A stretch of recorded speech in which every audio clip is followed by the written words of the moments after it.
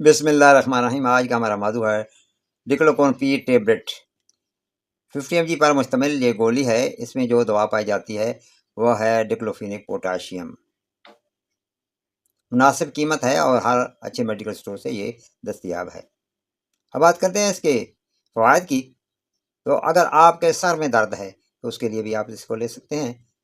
अगर आपको दर्द शकी का है तो उसके लिए भी आप इसे इस्तेमाल में ला सकते हैं। अगर आपके कान में दर्द है तो उसके लिए भी आप इसे इस्तेमाल कर सकते हैं। वो औरतें जिनको हैज़ दर्द के साथ आता है वो भी इसे इस्तेमाल कर सकती हैं, यानी डिस्मेनोरिया में भी आप इसे ले सकते हैं। अगर आपके दांत में दर्द है तो उसके लिए भी आप इसे इस्तेमाल कर सकते हैं। अगर आपके पित्ते में दर्द है तो उसके लिए भी आप इसे ले सकते हैं। अगर आपके गले में दर्द है तो उसके लिए भी आप इसे इस्तेमाल कर सकते हैं। अगर आपके जोड़ों में दर्द है तो उसके लिए भी आप इसे इस्तेमाल में ला सकते हैं। अगर आपके गुर्दे में दर्द है तो उसके लिए भी आप इसे इस्तेमाल कर सकते हैं।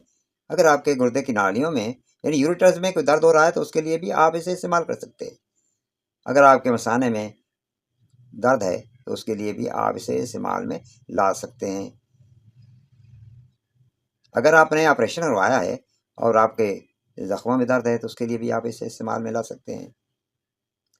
अगर आप कोई गेम करते हैं, क्रिकेट खेलते हैं, हॉकी खेलते हैं, वॉलीबॉल खेलते हैं, आपको चोट लग जाती है, आपको मोच आ जाती है तो उसकी वजह से दर्द सूजन हो जाती है तो उसके लिए भी आप इसे इस्तेमाल में ला सकते हैं। अगर आपके आसाब में कोई दर्द है यानी आपके पट्ठों में दर्द है, अगर आपके जिस्म के पट्ठों में दर्द है तो उसके लिए भी आप इसे इस्तेमाल कर सकते हैं। अगर आपकी रीढ़ की हड्डी में कोई दर्द है तो उसके लिए भी आप इसे इस्तेमाल में ला सकते हैं। अब बात करते हैं इसकी डोज की। तो एक गोली आपने सुबह लेनी है और एक शाम लेनी है। ये अडल्ट डोज है।